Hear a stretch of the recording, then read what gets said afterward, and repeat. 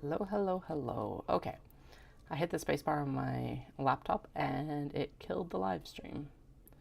Looks like I should be back, but I'm not 100% sure. One moment here. My channel. There we go. Hello. Okay, sorry about that. I ended up hitting the spacebar on my computer and apparently that kills the live stream.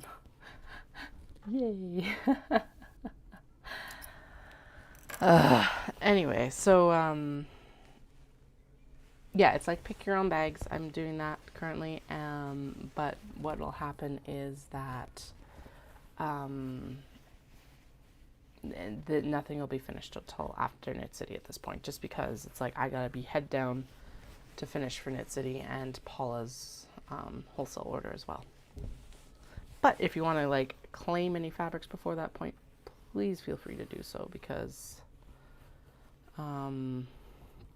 that helps me kind of judge what I need to make once I get back from Knit City. Because the thing is that usually after Knit City, I'm like, okay, I'm kind of like done for the year. But I've got a bunch of shows that I'm planning and hoping I get into. And so I'm going to need a little bit of direction, because it's like I don't normally work much past September. So whatever, we will get it sorted out and I will make lots of very good products. But having some direction is nice, because it's kind of like I can cut the pick your own orders, and then basically the back cuts or like the duplicates I can make into other products. All right, let's see. Is it actually showing me? Yeah, that's wild. All right, well, at least we know that we're back online. It's so annoying. It's always something, it seems like, so. Oh well. Okay, so we're gonna line up this, and then after this we have 11 more. I am kind of over sewing knot bags right now. I don't know why. Sewing is usually my favorite part of this stuff. It's probably just the quantity. As much as I say I need to be head down, I'm like, I don't want to be head down right now. I want to go play with my kids. But I also know I need to take advantage of this right now, because my husband's home and can watch the kids on the weekends and stuff like that. So, oh well.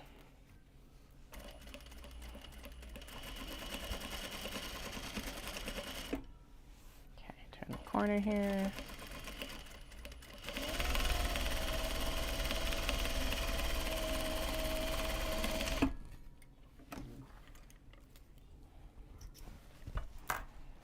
Okay, so there's the two exterior, like outside handles, and now we'll go into the interior swoop.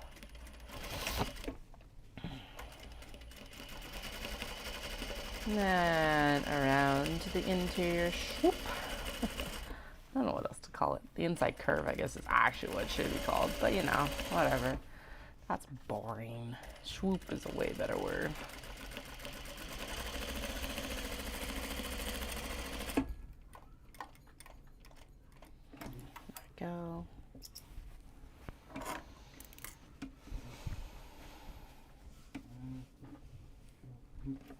What else have we been working on? Not much, to be honest.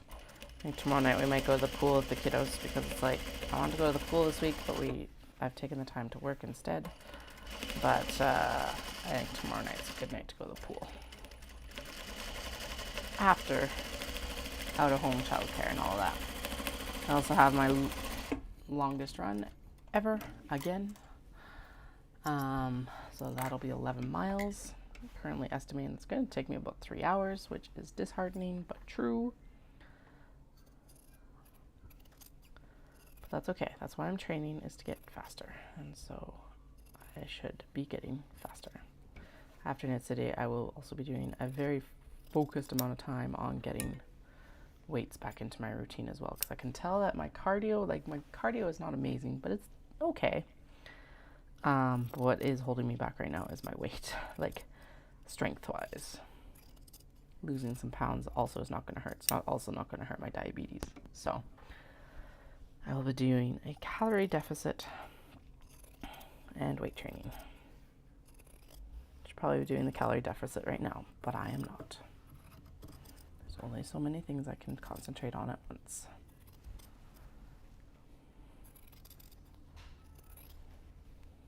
And as I say that, of course, I'm like, I am hungry. You should go eat. It's like, no, I had my cereal. Deal with it.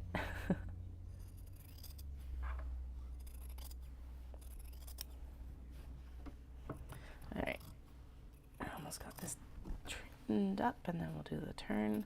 This Macaron Critters on gray is super cute. Well, all the Macaron Critters fabrics are super cute. So, but I'm excited to show it off.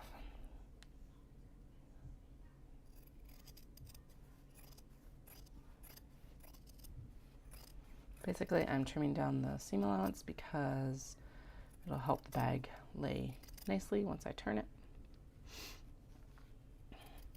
Obviously, having like an extra 3/4 of an inch of fabric on the interior of a seam is not going to be very seam friendly. All right, there we go. Now we're going to clip across the tops here. 1 and 2. This one also needs to clip. And now we'll do the turning.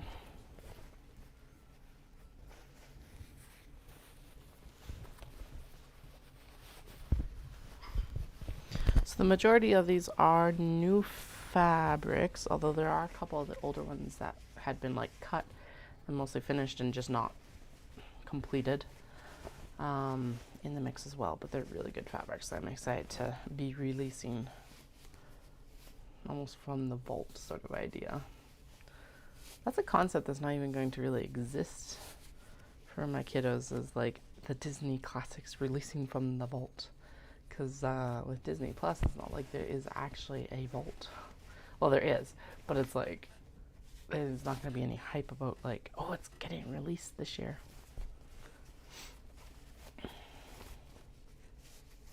Re-released this year, I guess.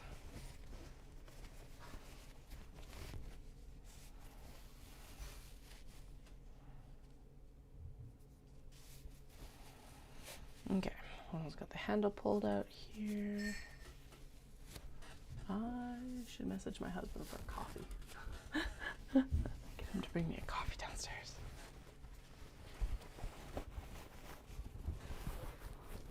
Alright, so there's the Macaron Critters. Super adorable. Sorry, trying to show the laptop as well so that you can actually see it a little bit more in the correct color scheme.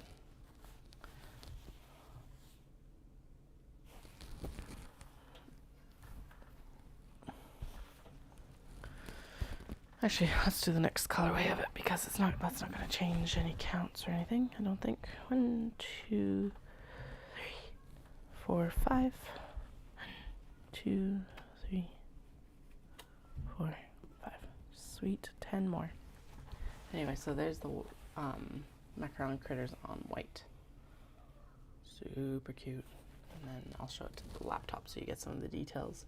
Even if it's not completely color accurate, it's still adorable. I love the bunnies and the macarons. Hey Flim Flon, we have a quality control inspector in the house. The giant orange fruit, which you can actually see in the background there. Hi buddy, how are you? Yeah, you've been fighting with Dahlia again, hey? Mm-hmm.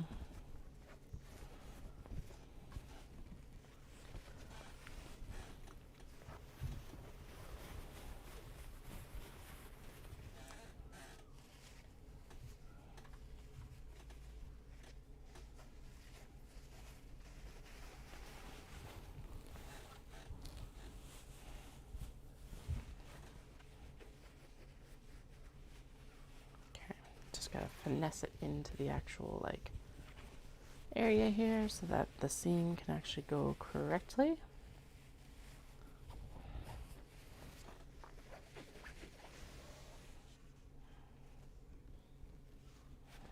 There we go. And then it's time for sewing.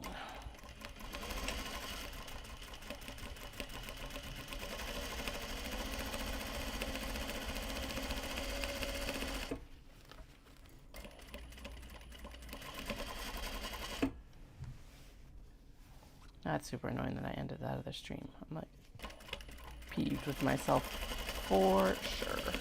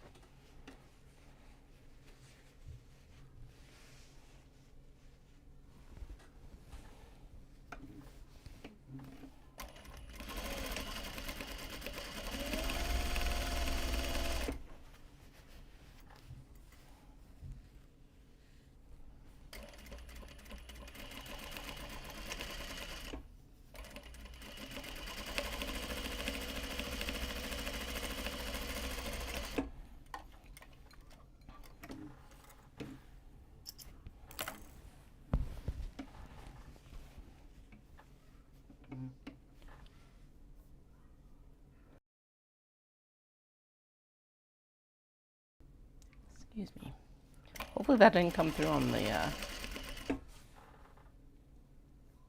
think I've got sound turned off on the... Okay, good, yeah. So it shouldn't be coming through on the actual phone, just on the mic connected to the MacBook.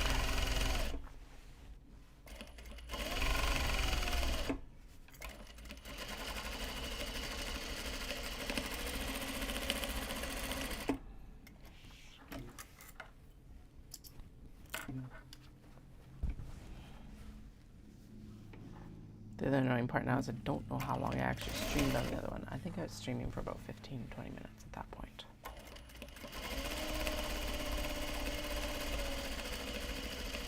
Guess I could look back at it, but you know.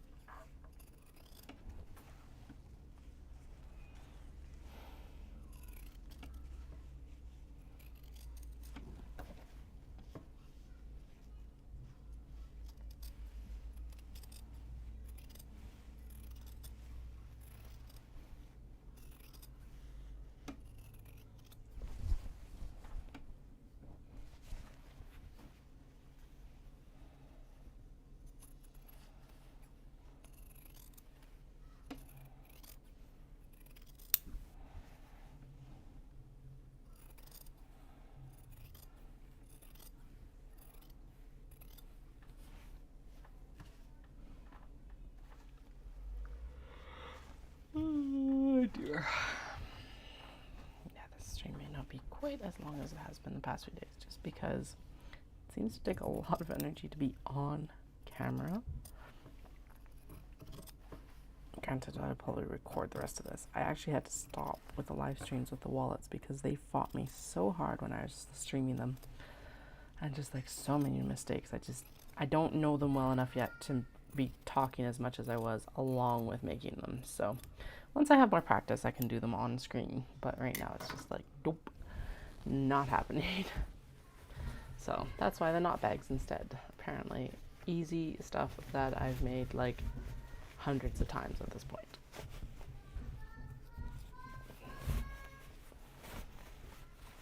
So this macaron critters on white. Hello.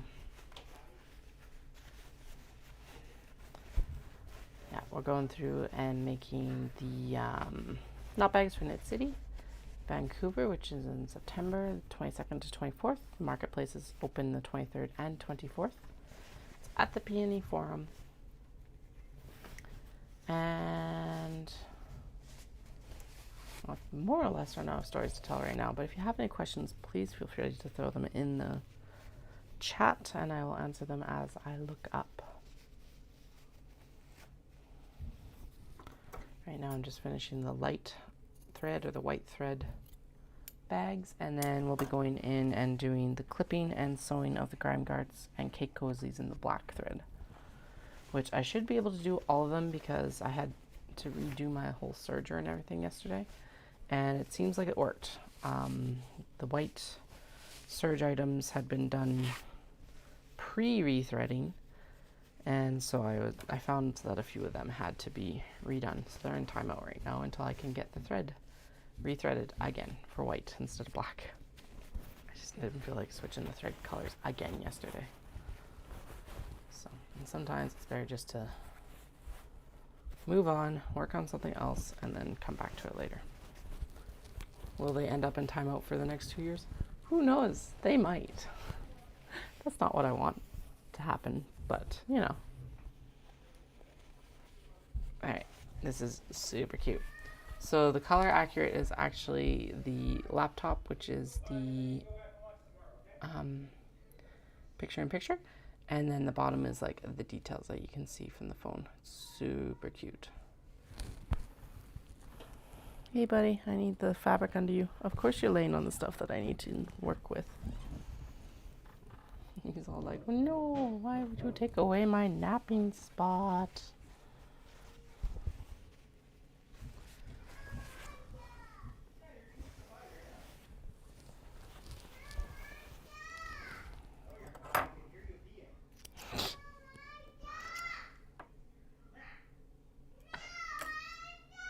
Oh yeah, you can definitely hear that. Alright, I'm gonna give my husband a heads up that that can be heard downstairs.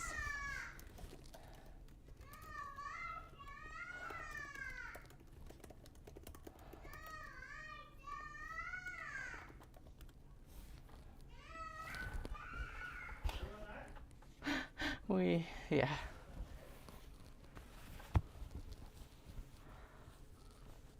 Just watching the mic line like jump up and down and up and down and up and down.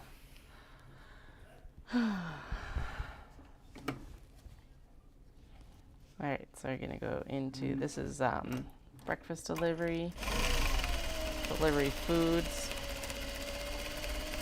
I didn't know this, but it was always really hard to find like takeout in Japan when I was there as a student. But I found out just in the last couple of years that apparently that's because it had to be a completely different license to do takein versus dine-in versus takeout. And so it was like a big deal to have both licenses, basically. I don't know if they've loosened those regulations. Obviously, stuff has changed over the pandemic. But I don't know if they loosened those regulations over the pandemic or what happened. But there's a lot more places with like takeout this time than there's ever been on any of my other trips. So it was interesting. Or maybe just more people purchasing the licenses because it actually ended up being worth them having a takeout license. It's kind of a cultural shift for Japan. So there's that as well. But anyway, it's kind of funny to me that this fabric is very much like delivery okay. That's not something you would have really seen back when I was there. That was also 15 years ago, so almost 15 years ago. So you'd hope that things have changed a little bit, to be honest.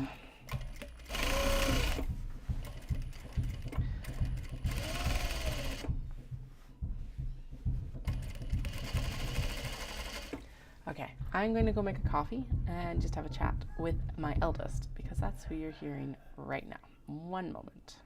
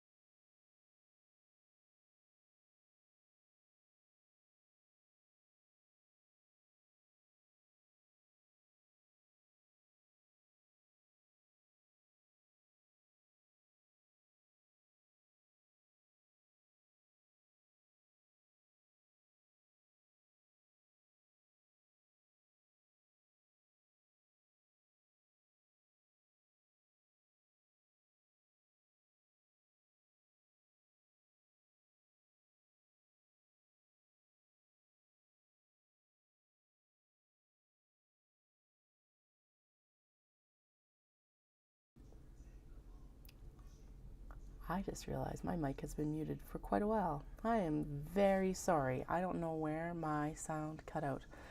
What I'm doing is I'm getting a drink of coffee and then I'm going to have a quick snack just so you don't have to hear the munching on camera. One moment.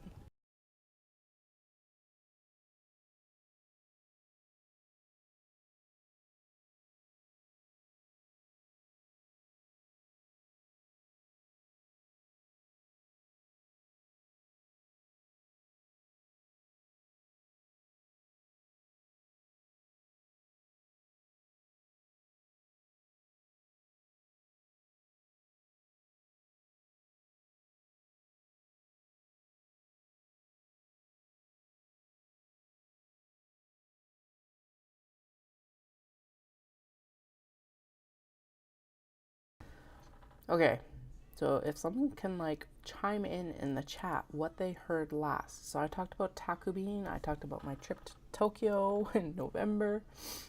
I don't actually know when I muted my mic and then when obviously it just came back. I was like talking about how I was going to take a drink and eat a little bit of snack so you didn't have to hear the crunching on screen. Looked down and it was already like muted. I swear, there's some sort of new tech problem every single day that I do this stream. And now that's user error. That's not actually tech problem. But still, some days. Anyway, if that didn't come through in the rambling that I did earlier, I was talking about how I had like, you probably saw the rapturous expressions if you were watching. About how I was like able to get through Narita in 45 minutes, and if you go to Japan, make sure to use their luggage shipping system because it will save you so much hassle and so much judgment on the trains. That's what's in the chat. So it's taku bean and kuroneko ni yamato. That's the taku bean that we use. So those are the terms that you can use just if you don't speak a lot of Japanese and you go to Japan. But right from the airport, you can ship your luggage anywhere in Japan. It might take a couple days. So like if you're shipping your luggage from Kyoto to Narita or Tokyo itself, it does take 2 days. So take that into account if you are traveling, like you're outbound. As you want, like the cutoff is usually 4 p.m. 2 days beforehand. At least that's what I've experienced in the past. Obviously check with your hotel and they'll be able to help you the best with that. But anyway, it's like so worth it because then you don't have to deal with your luggage on the train and all of that. What else was I talking about? I talked about how in November, so November I had a 4.5-day trip. I got through Narita, which this was insane to me in like 45 minutes. And what actually held me up was not customs or any of that. It was the luggage belt. Because a bunch of other people were taking a bunch of time in customs. Because I figured out that, especially with Canada, you could submit like all of your information before you actually went to Japan. So you could submit your vaccination records, you could submit your customs and embarkation form and all of that, and it would generate a QR code. So I literally walked to customs and they just processed me right through. Even in May, actually, it was super fast for that. But the luggage held us up because typically Narita has like a luggage handler that sets all your luggage up on the skinny end. But obviously they didn't have them right now because that's a high touch point and just made sense to me. But it did mean that everything came off the belt like face up or whatever. And was taking up a lot of room on the belt. So it took a good half hour to get my luggage through customs in 15 minutes, and then luggage took a while. Did mean, however, that I was still able to get on like the express train into Tokyo and get on the last bullet train to Kyoto from Tokyo. I was still on the JR pass at that time, which meant that I was limited to the slower trains. I think the Nozomi and Mizuho actually run later and longer. So like that wouldn't even be a concern at this point. But considering that we're traveling with young children, we will not be doing that. Anyway, I do not feel like doing a 10-hour flight to Japan and then getting through customs and doing another 3 hours on train. That just seems like a dumb idea. So we'll be staying in Tokyo for the first few days. This is also determined by if we, like, Dallas and I are going to be applying for the Tokyo Marathon. And so that'll be determining when we do Tokyo as well and how much of Tokyo we do. Because obviously we'll want to get in a few days in advance of the race so that we're not, like, completely jet lagged. So we're a little bit adjusted as well. I don't think that the marathon starts very early in Tokyo, partly because it's March, partly because Japan's hours for, like, daylight time are really strange anyway. Like, I landed there in November and, like, at 4:45, and it had been pitch black for, like, a half hour or so before that. And granted, it is not much better here in Canada at that time, but it's just, it was like, we still, I guess we just have a really long twilight where I live. I don't know. It was weird. Anyway, so what else was happening? Yeah, so that will determine a little bit. But even if we weren't doing the marathon, we would be staying in Tokyo for a couple days just to get adjusted. And then we'll go down to Kyoto.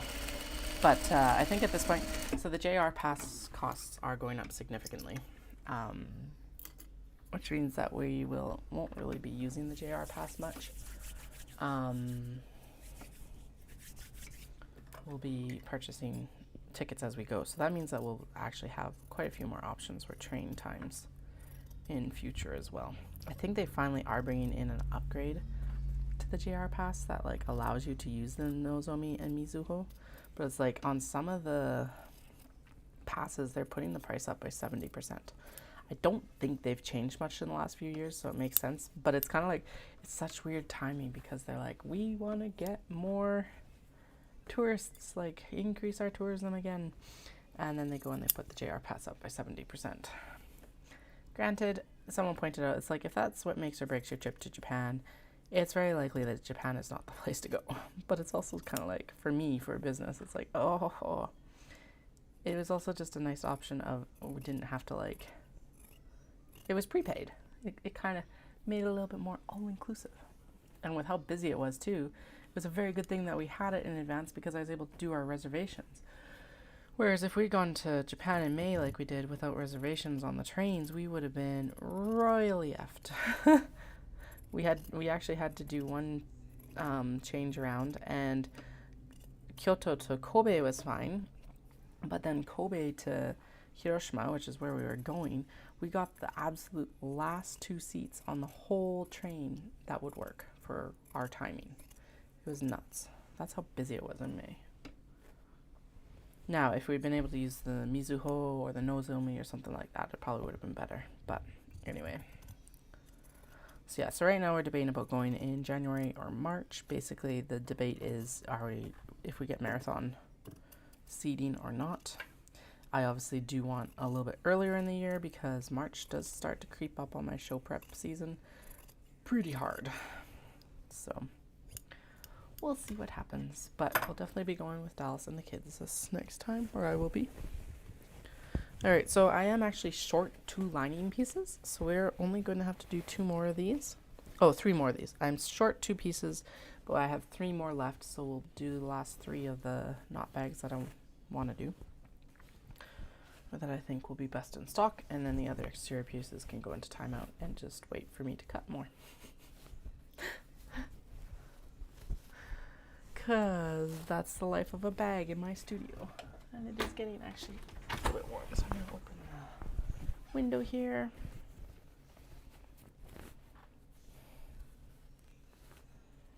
I can't believe I still have the mic muted. That is so annoying. Also, it's so annoying because I don't know what stories I missed. I'm telling you guys. Well, if you're watching this back later, throw a comment in the comment section about where I kind of came in and what you might have missed. I don't know. There's a learning experience with everything. I already cut the stream off by hitting the space bar earlier today, and then I end up not having sound because I mute the mic. Ugh. All right, we're doing the hamsters. Just about there. All right, so at this point, I'm gonna have a little bit more coffee because that one viewer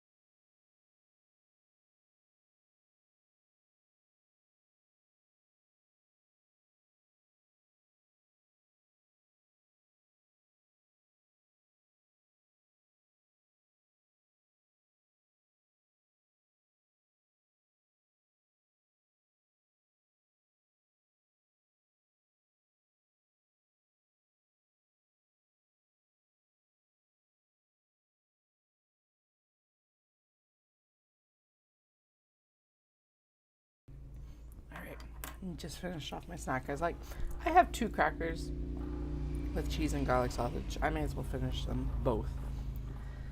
And then all I'll have to pause for is coffee. Although the coffee has definitely added a pep in my step, so that's good. More present than I was earlier in the stream. So I've got 2 more light box bags to stitch. Or not box bags, these are not bags. It's even in the title. These are not bags. And then we'll go through and we'll finish them. And then, depending on what that looks like, I have a feeling we will head into finishing the dark top stitched knot bags.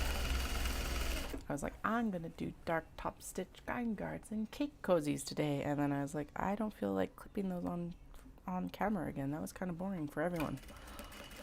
But we'll see where we get. I do have family dinner tonight, so I do need to make sure that I'm off by a certain point just to let Dallas finish getting ready. Do my crimping as well. Not much right now. And then, yeah. I don't know if I don't think I will be streaming tomorrow simply because I have an 11-mile run. And, yeah, I kind of want to reserve my afternoon for a nap after that. But then throughout the week, I will be streaming during the afternoons and the evenings, Wednesday, Thursday, Friday, and then Saturday and Sunday night, and then Monday afternoon.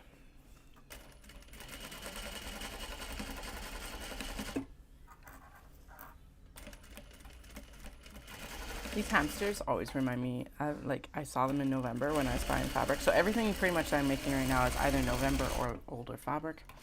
Most of it's November fabric because I don't have much older fabric since I didn't quite, but I was very close to running out. Anyway, these little hamsters always remind me of Hamtaro. So every time I've seen them since November, I'm like, hee hee, it's the little Hamtaro hamsters. You can tell that I grew up on a very certain age of anime and anime access if I still remember Hamtaro.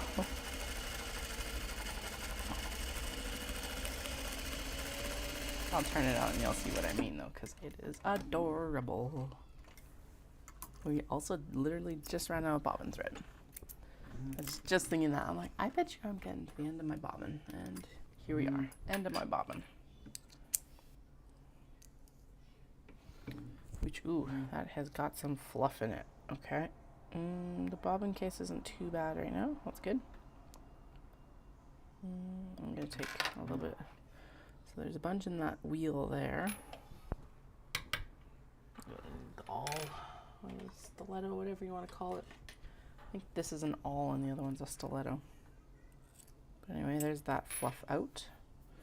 And then there's the bobbin case likes to get a little fluff and there's a little crevice like yeah, like right here that likes to get fluff in. So I'm just clearing that out to make sure that there's nothing to impede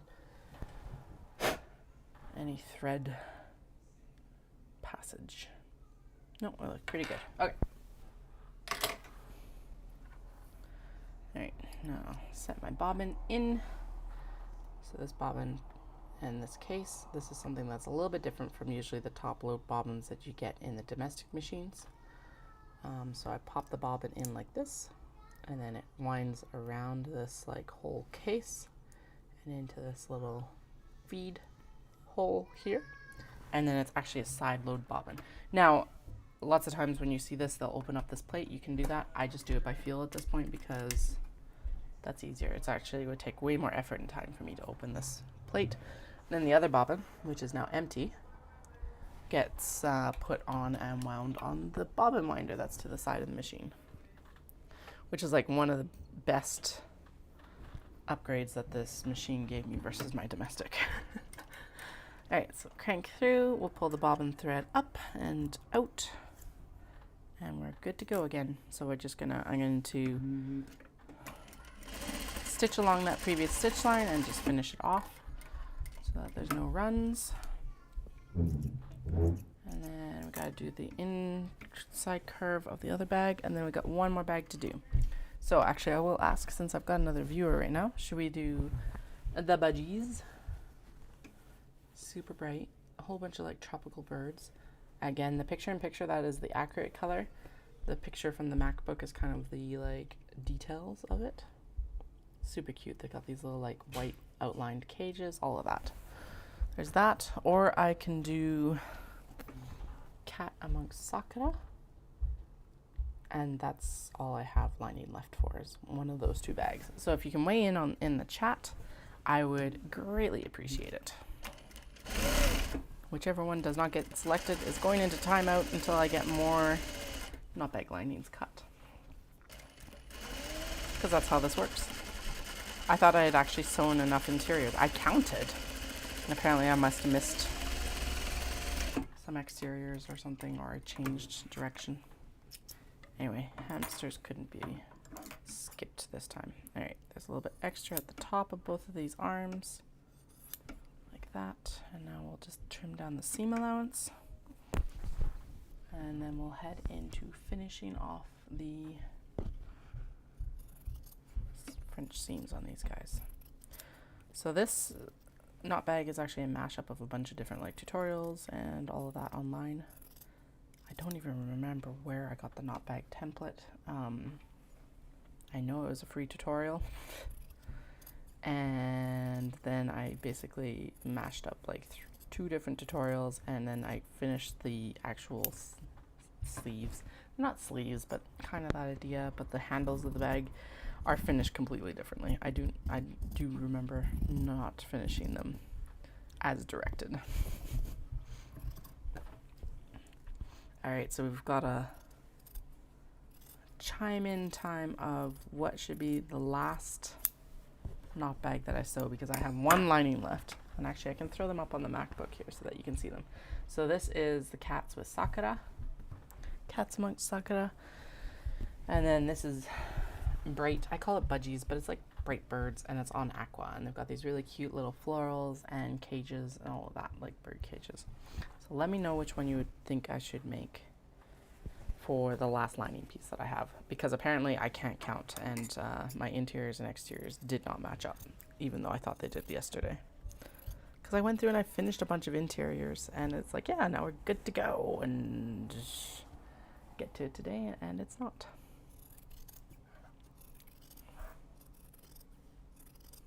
I obviously, as a cat lover, and a professional cat lover at that, am leaning towards the cats, especially with the pink. The pink is really pretty.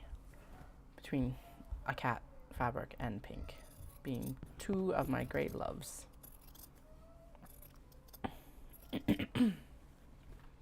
Right now I'm just trimming down the seams on the knot bag before I turn it. Now typically I do trim and turn all kind of like, again, in production quantity, so I don't normally do it so individually, but my mental space for it was just like, no, you gotta do these one at a time, and so that's what we're doing. Better to listen to that than burn out on it. Also gives my hands a break from doing all this like leg pulling as well versus handle pulling. It's not legs, they just look like legs. They particularly look like legs when this looks like a belly. Kind of creepy. They're also very short little leggies if they were legs, so you know.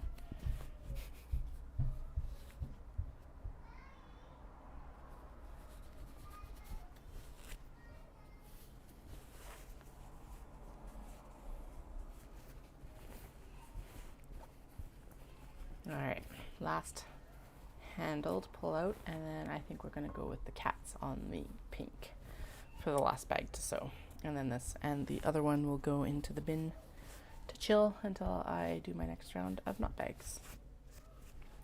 Alright, so these are the adorable hamsters with the little floral crowns, but they're so cute.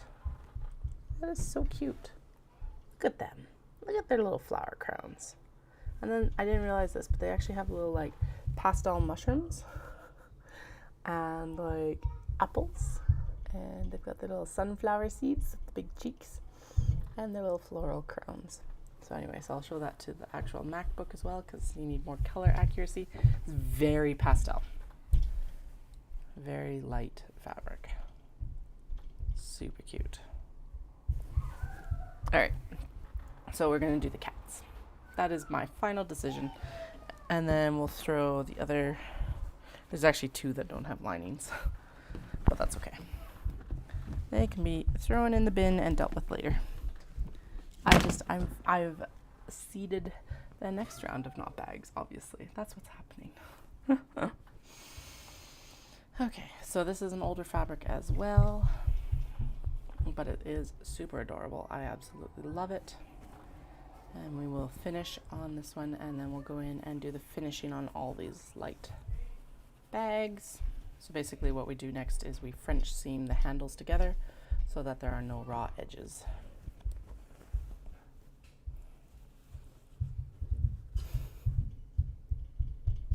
And I am sorry if you can hear my kiddos upstairs. They sound like a herd of elephants today. I wonder actually if I turn this down a little bit, if that helps. But you can still hear me, maybe?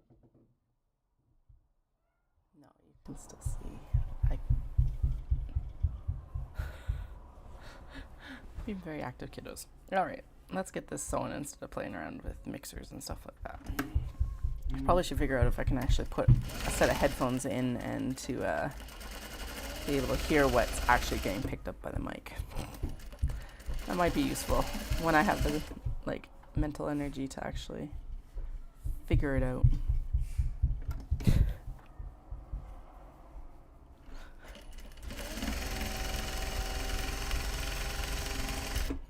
Alright, there's the one handle done. That is a mess, so let's just pull that out a little bit further. I need to make sure that I actually start the winding on the bobbin, because that is something that I do fail to do occasionally. So basically what I'm doing is I'm just nesting all of this together so that this is in the bag, and then there's notches in the interior and exterior, so that's the start stop lines. Where it's kind of supposed to nest into, and I can sew down, and then that marks the curve. So we just sew in through it. It's a point of high stress, so I make sure I backstitch over it so that it adds a little bit extra oomph to the seam.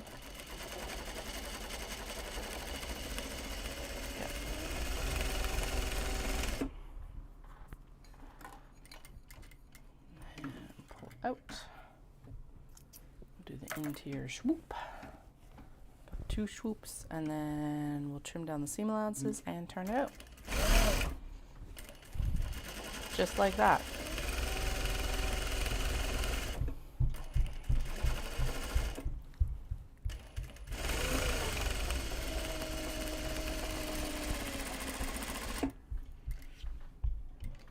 Do you think all these light stitched ones, oh no, the sheep are cotton linen blend. I was about to say, I'm pretty sure all of these are cotton, but no.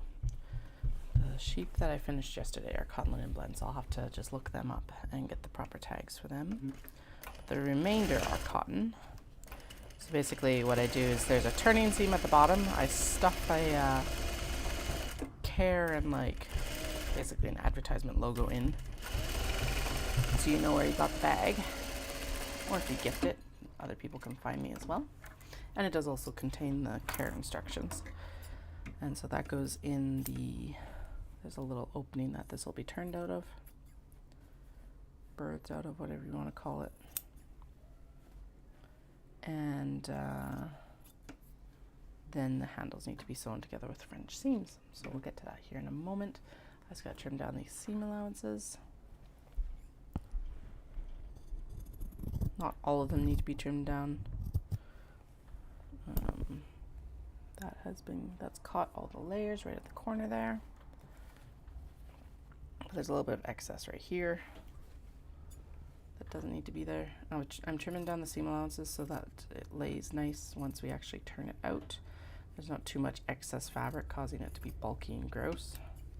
At least that's why I think I'm doing it. I don't know what would happen if I just turned it, but I think it looks nicer when I do trim it down. We're going with that story. Higher quality product for this effort.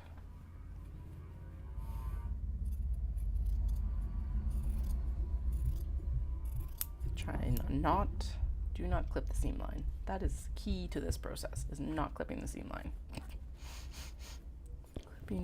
Clipping seam stitches is not good for anyone,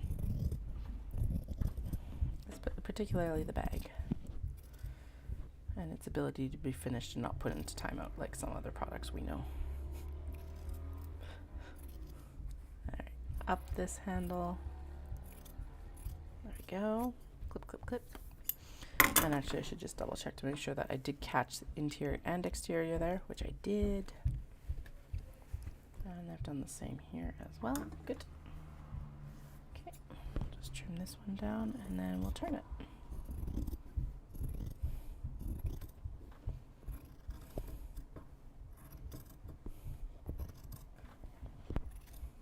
And around and up.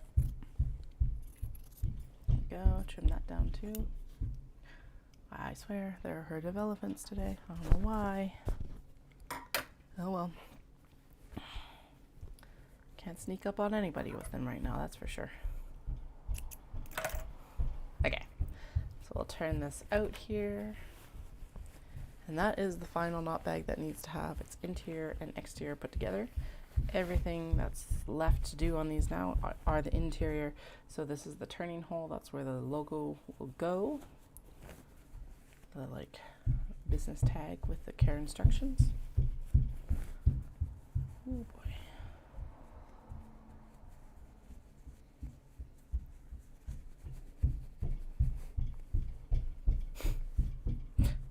Must be chasing each other around on the floors. They're hardwood floors, so it's not like there's no insulation between me and them right now. And like the dining room table is literally above my head, so they're probably running around the dining room table or something. Because it's in a different position right now because we've got pulled out to accommodate family dinner tonight. Dear. Alright, just make sure that that corner is nice and sewn in, which it is. And this one as well, now that we've turned it. Good. Sometimes I can catch that from the other side. A lot of time I don't catch it until I actually do the turn like this. Alright, and then we'll just pick out all of these extra threads that are here. If it looks like I'm just throwing stuff on the floor, I did attempt to get that in the actual like thread catcher. Doesn't really matter. I gotta do quite a bit of tidy up down beside my desk. I have a feeling that might be more what I do tomorrow than sewing, just because it's kind of starting to hit the point where I am annoyed by it, which means that it's pretty bad.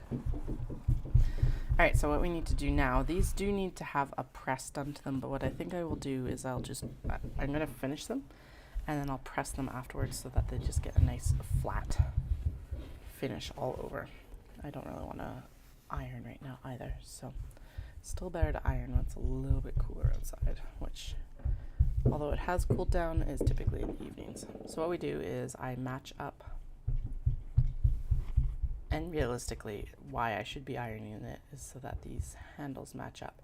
But they regularly shift anyway, even after ironing. So, but that looks good. As long as it's matched up here, I'm happy, which it is so far. We'll check the back of it. Good enough. There's going to be a little bit of overlap because it's a handmade product and sometimes it just happens that way. Okay, I should text my husband and just let him know.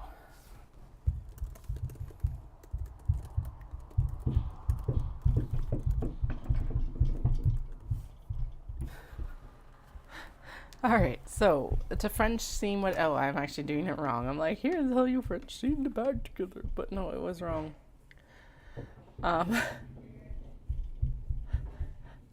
So what you gotta do is it's right sides together first. Oh my goodness, that's really loud. He's gonna take them upstairs though, so that's good.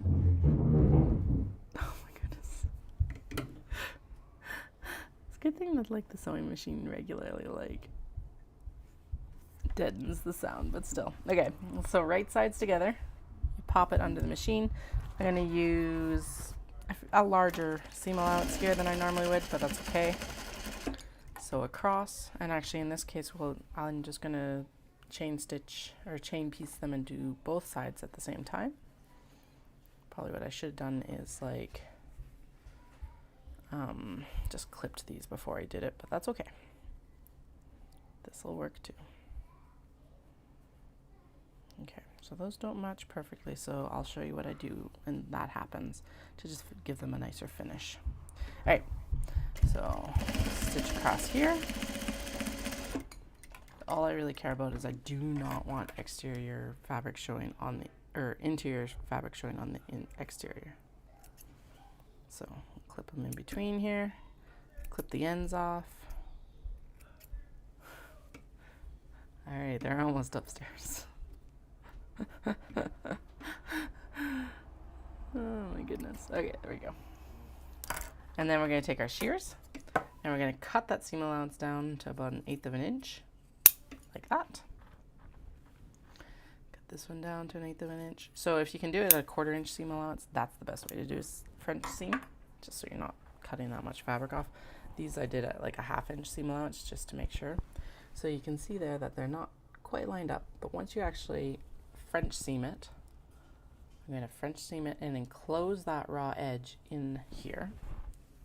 So let's do that, and then I'll show you what I'm going to do to kind of mitigate the fact that you can see the exterior, or the interior on the exterior. I should actually have this at a top stitch length. There we go. And then we're going to fold and do the same on this other one, which actually is a little bit more noticeable, but this one works really well for what I do next. Because basically, so there, you could call that done. That it's all encased, it's enclosed, it's happy.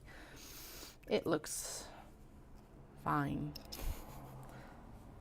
And realistically, it accomplishes what I wanted to do, which is enclose the raw seam, and like you could use it this way.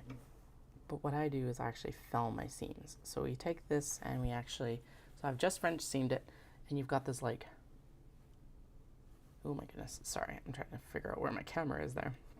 But anyway, you've got this like tag, and I don't want a tag on the knot bags. So the magic of this is I just fold it down, and now we're gonna top stitch it from there. All right, so this is what it looks like before. And we've got that like stand up, and then I'll show you what it looks like afterwards. I can't really chain piece this, so we'll just do them one at a time, and then we'll go through and we'll chain piece all the other knot bags just so I can get them done today. Actually, I probably can chain piece this, so let's do it. This also helps to grab anything. And this flower actually lines up. That was unintentional. I'll show it to you afterwards. Actually, do you know what? I will show this to you now because you can have a before and after very easily. Okay, so, and after this, I will also take the lighter to it and kind of just singe off all these little extra ends because that will make it look tidier. So yeah, so this is what we start with. That like stand up edge. It's perfectly fine, there's nothing wrong with that, but it drives me nuts. So I top stitch it down and basically do a felled seam so that the knot bag has a nice flat finish versus this stick up finish. And this also helps, so like I won't fold it this way because that's a lot of exterior fabric showing, at least you can see it on my side. So I'm going to fold it this way so it lines up nicely, and as I was saying, that flower is actually caught lined up pretty well as well, so it looks like it was intentional, which was not. I like happy accidents like that though. So all right, I'm gonna pop it under the machine. We'll fell the seam, I think that's what it's called. I'm using a technical term. I don't know if you'd actually use that term for this, but you know, it seems appropriate. Felled seams get used a lot in like jeans and finishing like that, so you've got a flat seam like this. I'm pretty sure there's easier ways to do it, and I tried to do them last year, and I was just like, no, the French seam still looks the best. But had to try because you never know what's going to work. But there is the finish. got this nice flat. It makes it a lot nicer to carry. Basically now, so you've got this long piece and the short piece. You take the long handle through the short handle, and you've got this absolutely fantastic knot bag. So there's one new product already finished for Knit City.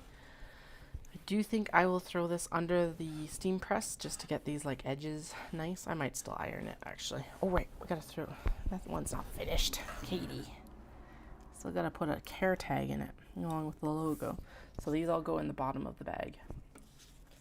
And they actually go into, now I was thinking about it, I'm like, I could totally sew this into the interior, but I don't remember half the time. I barely remembered that I needed to put it in now, so this is a very important final step to finish the bag. Finishing the birthing seam.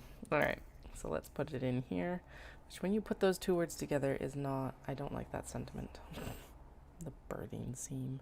It's true though, it's where you birth the bag. It's just an uncomfortable sentence to say. All right, so let's throw it under here. We're going to leave it a top stitch length, that's fine. Could you finish this by hand? Yes. But I do not. And there it is done. Okay, now it's done. So it's got its care tag here. It gives you the information about the website, gives you the information for care. It's 100% cotton, machine wash cool, lay flat to dry, all of that. Air dry, I guess. And now it can go back in, and I probably will iron it because it's kind of crinkly. It's been stored for a little bit. And it just will make it look nicer, but at this point it is good to go. I'm quite happy with that. So and then, as I said, long handle through short handle, and you can pop your hand through it. So let's go in and actually finish the other products. I'm going to drink a little bit more coffee, and then we'll be back to chat.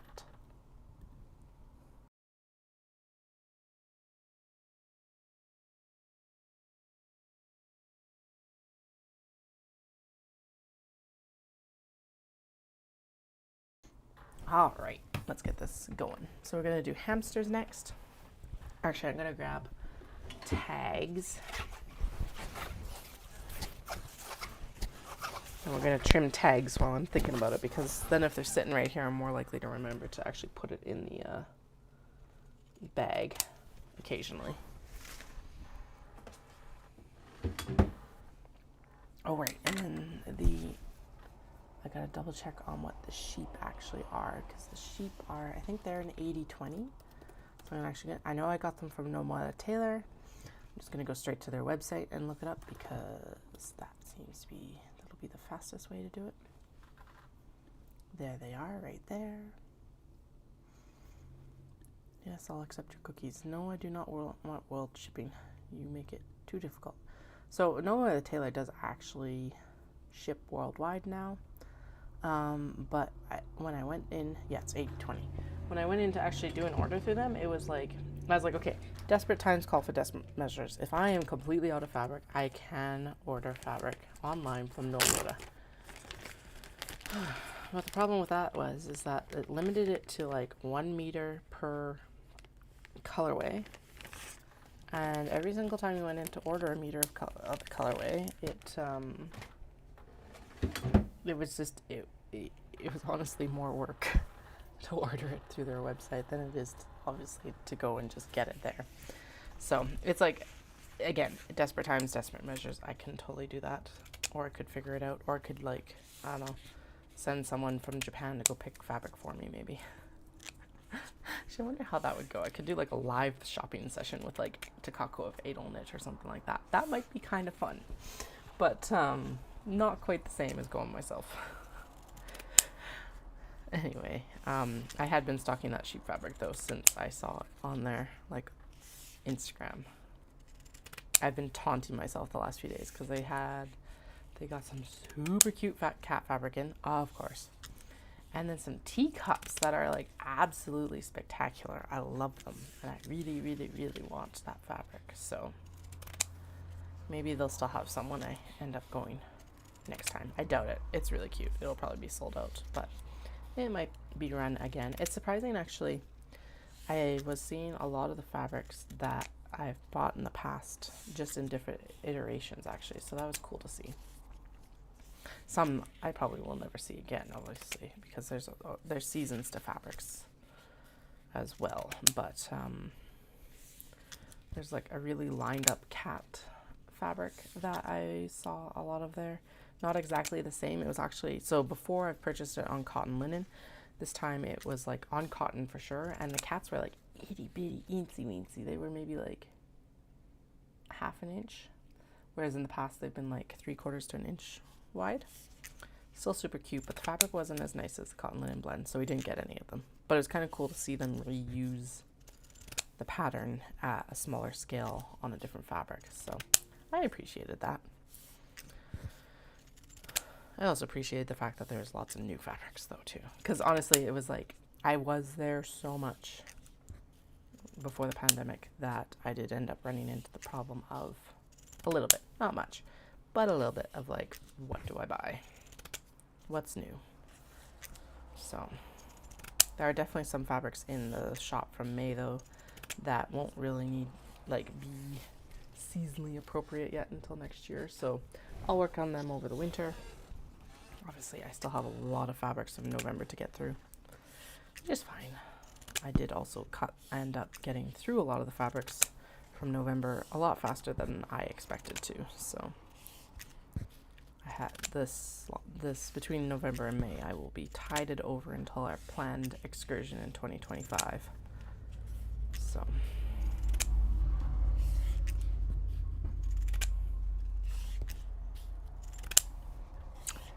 yeah, I think these pinking shears are a little bit grumpier than they were when I took them in to be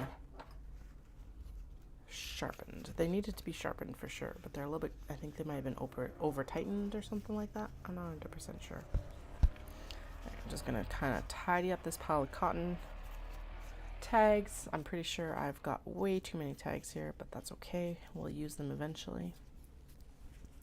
This is the sewing central, so this is where they should be anyway. 3:30. So this stream has been going for an hour and 45, which means I'm probably hitting about 2 hours total of streaming. But we'll keep going probably till 4. So another half hour. So I'm kind of on a roll, so I want to take advantage of that.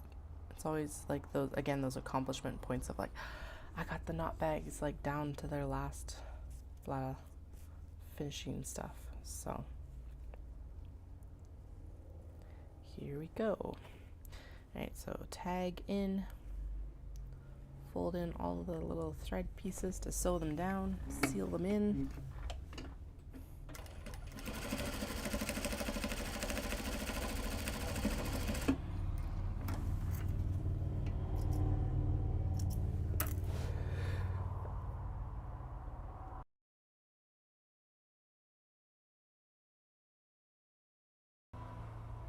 Alright, that was a failed sneeze. It did not escape. Probably good for my mic and the recording, not so good maybe for the sneeze. Oh well. Okay, let's get this hamster bag done and dusted. We've got the logo tag inside. Then we're going to spread the handles out so that they're nice and lined up between the interior and exterior fabrics. Now that is something that I can work on when I'm actually if I were to iron these, but honestly, this is working out just as well, because you can't spread it out with your fingers when it's really hot from the iron. Okay, I'm going to clamp that down under it. Could I clip it? Yes. Am I going to? No, I don't feel like pulling the clips out today. Besides, now it's clipped down underneath the sewing foot, so I could actually sew it and then do this one, but we're not going to do that either. We're going to have it ready so that I can just pop it underneath. Is that the right way to do this? Okay, we're going to flip both of them. There we go. That's the right way to do it, because otherwise I will end up with a turn error probably. Okay, there we go. Got that nice and settled in. We'll stitch across this first one in. underneath, and then we'll stitch across the second one in and underneath.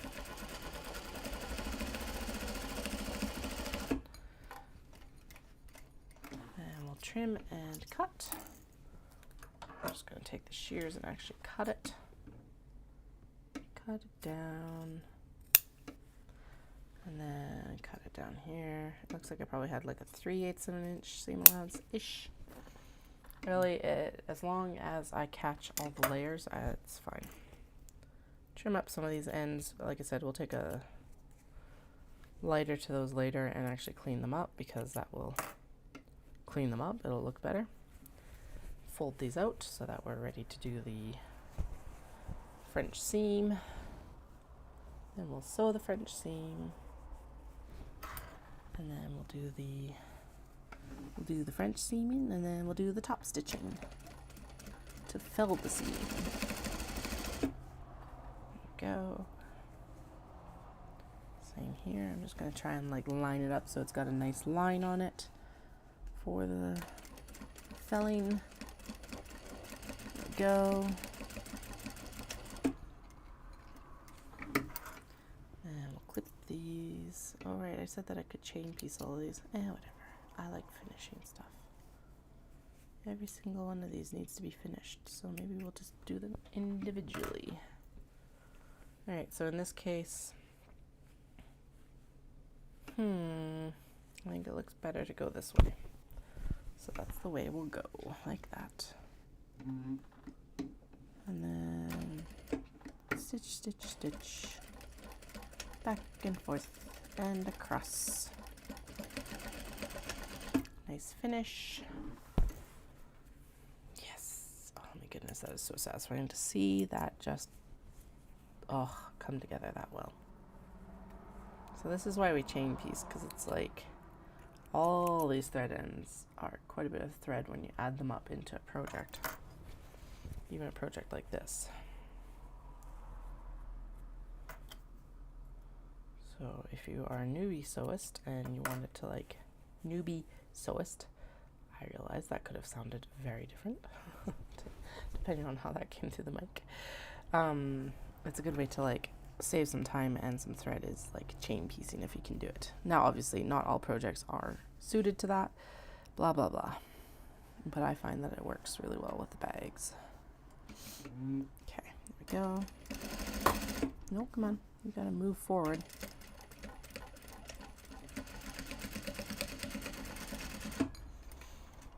Alright, there we go. Nice and happy felled seam. I am very pleased. On to the next finish. Maneki Neko on Dobby. This is such a good fabric. I made a wallet out of this and it looks so good. It's insane. Alright, I'm going to put the logo tag in first, the care tag in first, because otherwise I will forget. Go. Yeah, I am definitely reserving my afternoon tomorrow for a nap. Because I'm tired even today, and it's like, I only did yoga. I did yoga. It was nowhere near as intense as a run, though. What the just there was the just for in comparison to like spin or running 11 miles like tomorrow's supposed to be.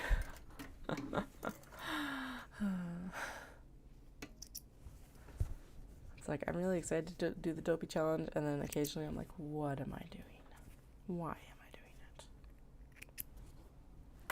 All the runs after this are going to look easy because it'll be just a half, or even the marathon, just a marathon.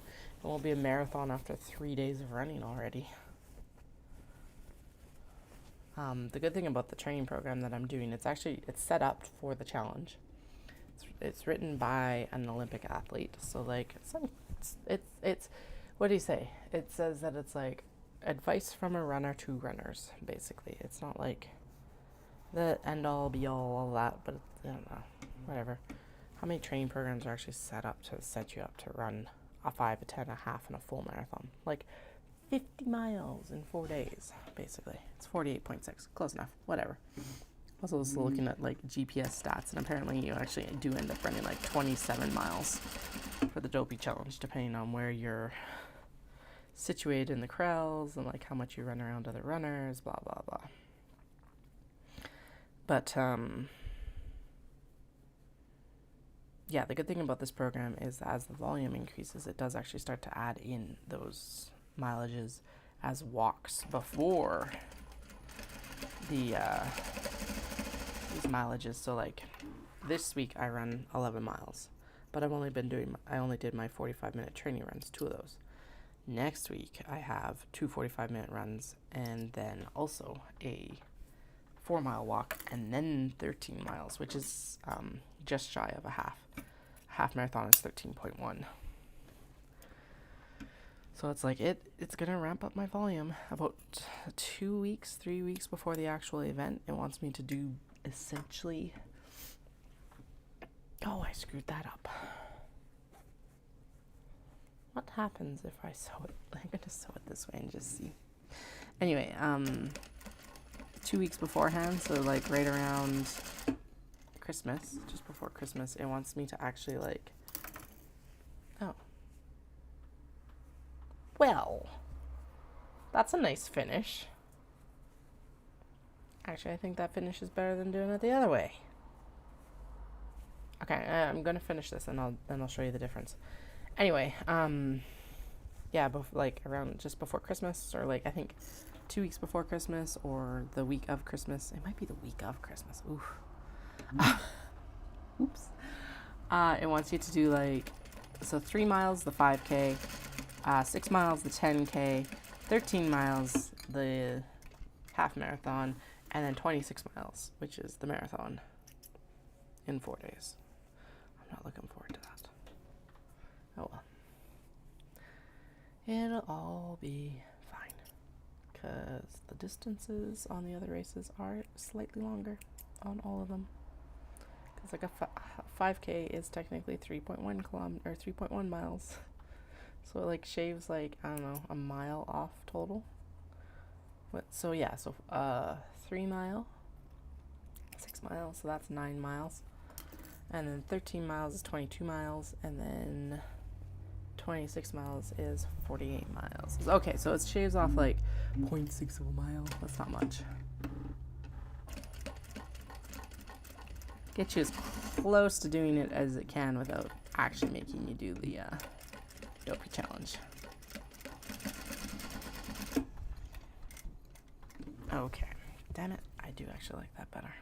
Well, that makes my life easier, actually, because I don't have to remember to turn. So what I did is I did my French seam backwards. So I did wrong side to wrong side instead of right side to right side, but it makes it look a lot cleaner. Yeah, that's a lot cleaner. Oh, curses. I'm going to do it to the other one, and then I'll show you the difference here in a second.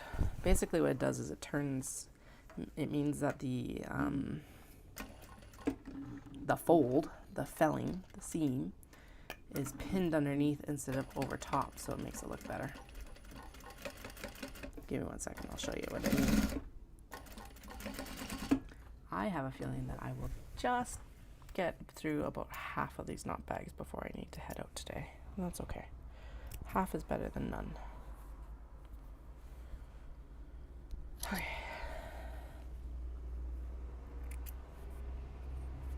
Alright, so that is the finishing on the seam here, which you can't really tell because it's a very light fabric and it's a very light white. But that's the felled seam there. And then I'll grab the hamsters because it's a very similar tone. And this is the seam here on the hamsters. I don't know, I do like the other one better. So what it's done is it's put this seam underneath. So this just has one seam instead of kind of 2 visible seams, and it's put those 2 visible seams underneath. So we're gonna go with this style, which honestly is easier because then I don't have to remember to put the right sides of the bag together before I sew the seam, which has been apparently difficult today. That's why I screwed it up. All right, push those out of the way. And we're going to do this one. Still got 45 minutes. I don't know. We'll see what I can get done. Should actually do my piles again and see how far I get. So we've got, well, okay, let's finish this one and one more because that's going to be 5 bags finished, and then we'll do a count of how many knot bags there are to finish before, or for white top stitching, or white stitching. And then we'll do a count on the dark stitching and how many are required there as well. Alright, so there is the logo tag in here. I just realized I really could chain piece that. Maybe I should do that. After I finish this one, we'll do that. Or finish the 5. Yeah, we'll finish the 5. Do our count. Do the chain piece and the logo. I don't know, whatever, it doesn't matter. You just gotta get it done. I just gotta simplify the process for my brain. So yeah, so if I went through and just did all the logos and then all the handles. Actually, if we just do all the handles now, then that would be done. Okay, let's do that. Stitchy, stitchy, stitchy. Because here's the thing, is I can just kind of slam them in together after they're like, after I fuss with them a little bit and get them more or less lined up.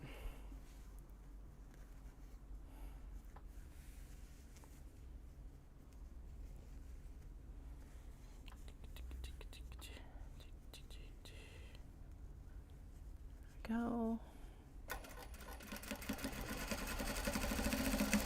Like that. And now we're going to do the cats.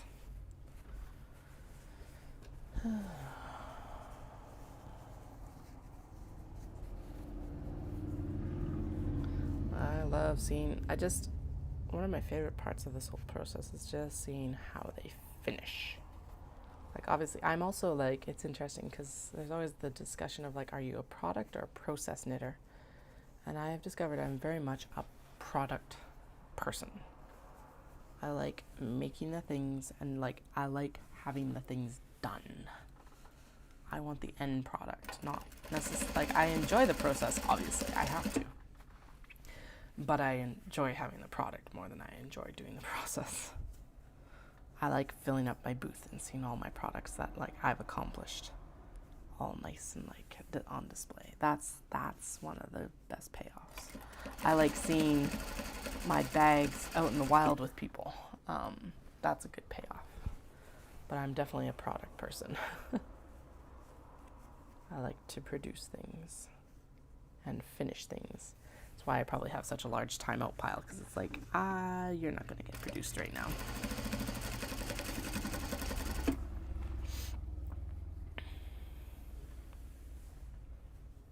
Alright. So we're getting guinea pigs here.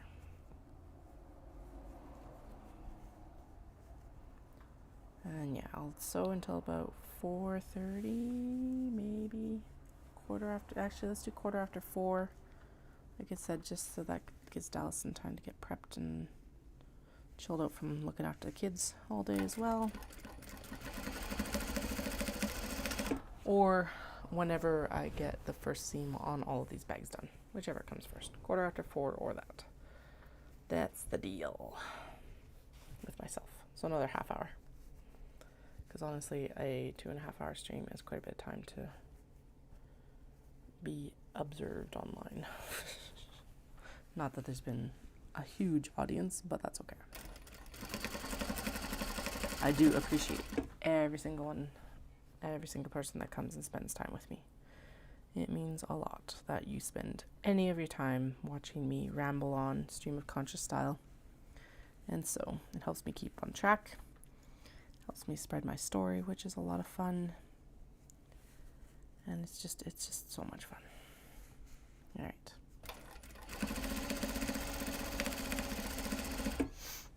Go. I said I was going to count, but I'm not going to count. That's just going to take time. What we're going to do is we're just going to try and blast through as many of these bags as we can, because why not? Pancake breakfast. Ooh, that is squishy squishing. We don't want it squishy squishing. I just realized one of the things I really want. So Japan has what's called Mr. Donut. Obviously, I think we've got Mr. Donut in North America as well, but Mr. Donut donuts are so good. They used to come and do a hyakuen, so 100 yen day, which is about $1 at Kansai Gaidai. And they would bring like a mobile cart of Mr. Donuts onto the university in the Konbini. And it was so good. Anyway, my favorite is called an Angel Cream. It's like a Boston cream, but it's filled with whipping cream instead. It's coated in icing sugar. It's so good. It's like nice and light and fluffy. It's not heavy like a Boston cream. I'm just realizing I'm like, I want an Angel Cream donut right now. I think that's actually one of the hardest things about coming back after you do an exchange or like live abroad or anything like that, is like the stuff that you crave is typically like halfway around the world. It's just like, man. Oh well, I will consume a lot of Angel Cream donuts next time I'm in Japan to make up for it. And I will introduce my children to Angel Cream donuts, and they will probably absolutely love the F out of them. Delicious. If you're in Japan and watching this video, or if you're planning to go to Japan at any time after seeing this video, please have an Angel Cream donut for me. There's actually a Mr. Donut in Kyoto Station. There's quite a few around, and actually there's one in Kyoto Station right in the central, and then there's one in the west exit as well, and they will both have Angel Cream donuts because it's something that they have at all chain locations of Mr. Donut. And now I'm drooling because I'm like, oh, Mr. Donut, Angel Cream. I also know there's one in Hiroshima Station as well. So, anyway, maybe I don't want to do a lot of like vlogging while I'm walking around outside, but maybe I'll make sure that I get like lots of content around like the food and stuff again next time, especially the like more of the sweets and things like that. I ate a lot of fruit sando this time. So fruit sando is like, it's a 7-Eleven thing that I found, at least. I think most of the konbini make it, but 7 definitely had one of the better ones. And it's fresh fruit, it's cut up, and then it's surrounded in whipped cream on this like extremely fine crumbed white bread. I'm still drooling. I'm like, I want Japanese sweets. I think it might be milk bread. I'm not 100% sure. But anyway, it's white bread, and then it's got like it's probably about an inch and a half thick layer of whipping cream, and then this fruit is like studded in this whipping cream, and it's so good. I ate a lot of those when I was there this trip. When I was there as an exchange student, the big deal was crepes. There was like crepe stores everywhere. And then it moved to parfaits by the time I went back with my husband, and I don't know what the current one is. It might be like bubble tea stuff and things like that, same as most of the rest of the world, but I'm not sure. Haven't kept up with current Japanese dessert trends. But yeah, the only crepe places that I remember seeing now are actually in Harajuku, which is pretty iconic, to be fair. So if you're going to have a crepe, why not have it at Harajuku?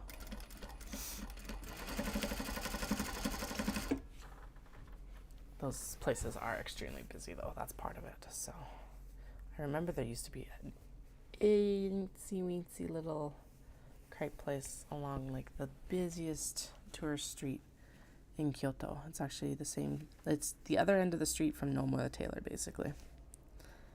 And it was probably like, it was wide enough for the actual crepe station, which was probably about a little bit wider than my current sewing table, and that was it. And but it made the best crepes, and it's gone. It was long gone, it's been long gone. It was gone by the time I went back, actually. Place I need to go back to though this next trip, and Dallas and I have already discussed it. Like, basically we've already planned our food out for our next trip. But one of the places that we need to go is across from Kansai Gaidai in Hirokatashi is a place called New Delhi. And it is hands down the absolute best, and I swear it is the best East Indian curry I have had in my life. And it has like huge naan. So the tagline for the students that go to Kansai Gaidai is, it's like naan bigger than your face, because it's huge. I think they say it's 50 centimeters long or something like that. And it is so good. And their curries were so good. And from what I can tell, thankfully they're still there. So I'm gonna do that. And then there's a omurice place that I want to try. It was actually featured on BuzzFeed Tasty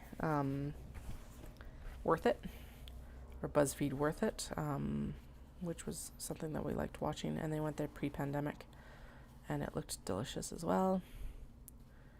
It's in Kyoto. It's actually kind of along an area that we'll be frequenting the next little bit, so that's good. So we'll go try them. Kichi omuraisu. What else? We'll take the kids for okonomiyaki, or in my case, modanyaki. There's lots of really good food. Gyoza, ramen. We've tried a lot of really good ramen places recently. I'm just making myself hungry. I can smell we're making ribs for dinner tonight because it's easy to make in quantity. And we found a really good deal on them really at Costco as well. So I can smell it. I'm making myself hungry. So I'm daydreaming about Japanese food, obviously. The ribs will be delicious, but it is not Japanese food.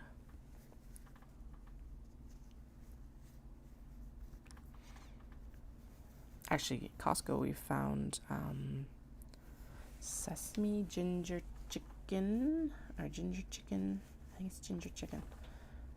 Gyoza dumplings, they're ready made, but they are some of the best packaged gyoza I've ever had. So if you have a Costco around you and you've got a membership, look for them. I think they're made by some SU, and then there's like 3 or 4 M's, and they're worth it if you have access to them. Very tasty, and moderately priced for how many gyoza you actually get as well, which is so good right now. Obviously not gluten-free or anything like that. They are full gluten, but they are worth it. If you don't have a gluten intolerance, at least. Okay.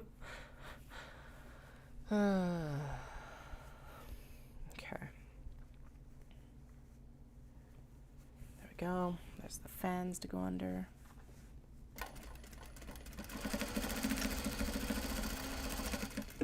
Could have been doing a count right now, but apparently my brain is refusing to count things today. Although I am past the point of where we started today, so that's good. That means that we're over 15 bags in. I definitely distinctly remember sewing these bags yesterday, so that's good. What'd I say? Yeah, 15 or the finish of these seams. So we still got about 20 minutes. We'll see where we get. To. Anyway, the other reason that we'll go for New Delhi, it's not that the kids are really going to understand the university or anything like that visiting it, but there is a craft shop in here, Kadashi, as well. So I'm like, well, we can go for, it's not like just a pointless side, well, it's never pointless for food. That's delicious. But it's not just like a side quest for just food. I can actually go get some fabric from there as well. At least that's my story. There's been a lot of development around that Keihan station for Hirakashi, so it's kind of nuts. Okay, so there's 5, 6, 7. Oh, sweet, 8. That's not as many bags as I was expecting to have left. I will take it because that means that these are just cranking along now that I'm down to finishing stuff. I think my favorite bag for this is, or favorite colorway of this critter macarons is this one. I really, really like this blue teal. That's my favorite. Again, the color with the picture on picture is probably better than the phone. The phone is like really cranking up the vibrancy, but also making it look darker than it actually is. So maybe the saturation versus darkness, I'm not sure, but it is not color accurate, at least on my screen from the MacBook or the phone camera. Obviously this all varies depending on the monitor that you're viewing this on as well, so who knows, maybe it's completely inaccurate from the phone or from the MacBook upon your viewing pleasure. Alright, we're just about there. That's super sweet. I like it. There we go. Yeah, I don't normally go over the 2-hour point for my streams. I just find it a lot to process if I need to later.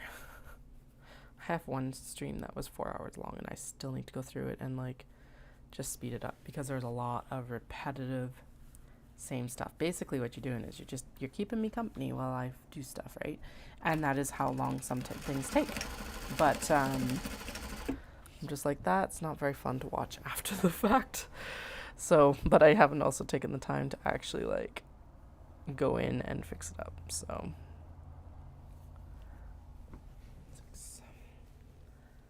that'll happen eventually. It'll all will come together eventually. I'm just glad that the Streamlabs, even though I'm going live, they're actually posting it to YouTube. So it means that you can watch these after the fact. So that was something I was actually worried about when I was like going through and doing all the work to figure out if I could use the program, if this software would do what I wanted it to do. So,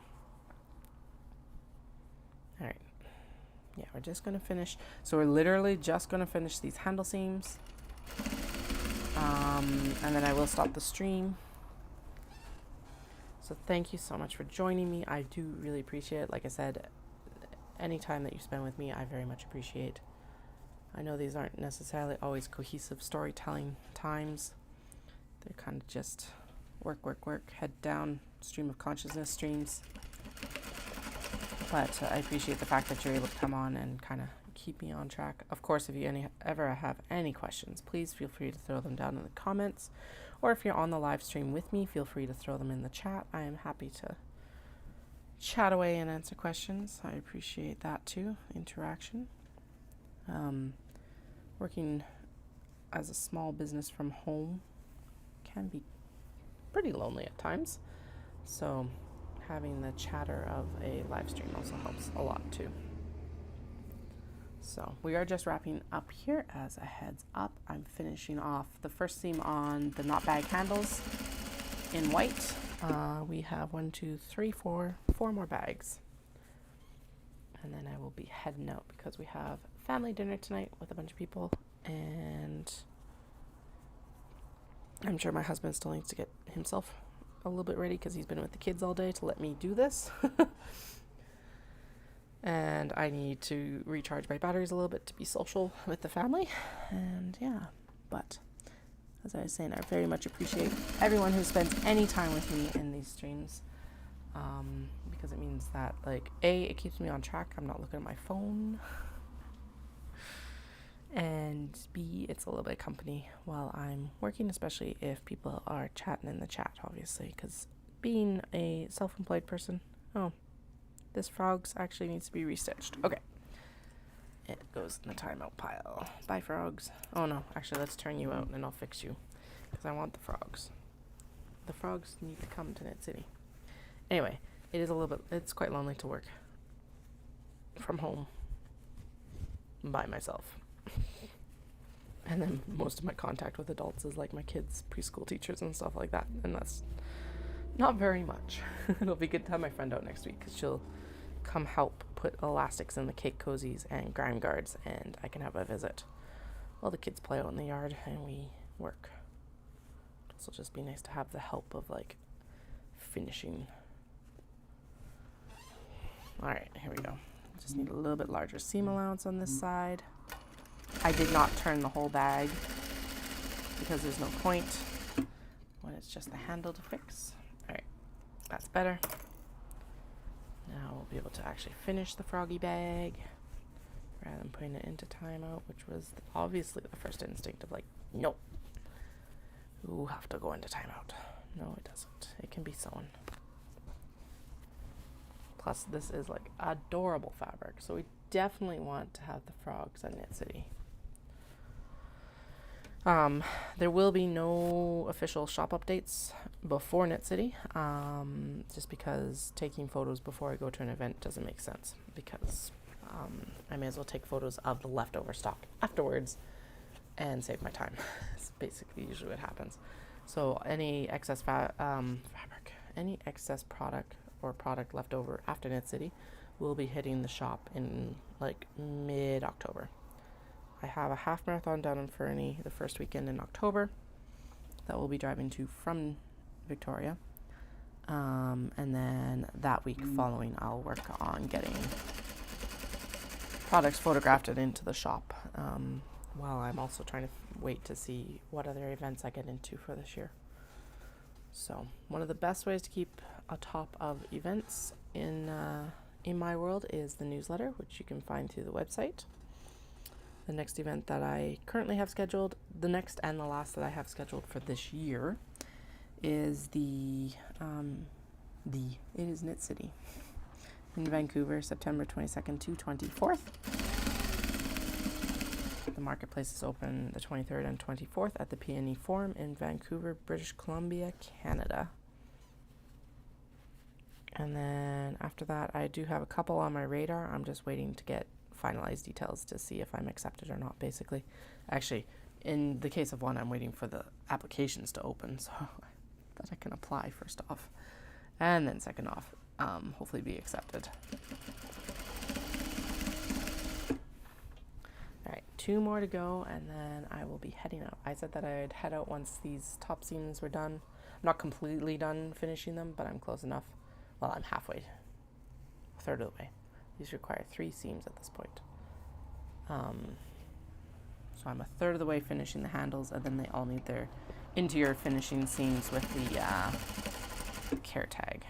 But I said that I'd head out when I finish these or by 4:15, and it's almost both. So perfect timing. Anyway, if you do like the live streams or you like the videos that I post, please make sure to subscribe to the channel, like this video, and or share it with any friends that you think may enjoy it as well. Or if you're interested in hearing me ramble on more about why Japanese fabrics and Japan trips and everything like that, I will be back on Tuesday evening probably. And then I will be live streaming each afternoon this week from Wednesday through Thursday. So I would very much appreciate it if you can join me then as well. Last seam coming up. Just gotta get it kind of matched up here. I was discussing earlier that I could technically iron these, but I find that it causes just as many problems to iron it before I press them together and stitch them as not. So for the ones that are really bad, I will either press, or I've got a little handheld steamer, so maybe I'll use that on these this year. We'll see. Something will happen. Some of the ones that are really bad will actually get pressed out. So all right, there we are. They are all chain pieced together, and we are finished those first third of the seams. Thank you so much to everyone who joined me. I hope you all have a fantastic evening, and I will chat with you again on Tuesday night once the kiddos go to bed. So I hope you have a fantastic couple of days, and I'll talk to you soon.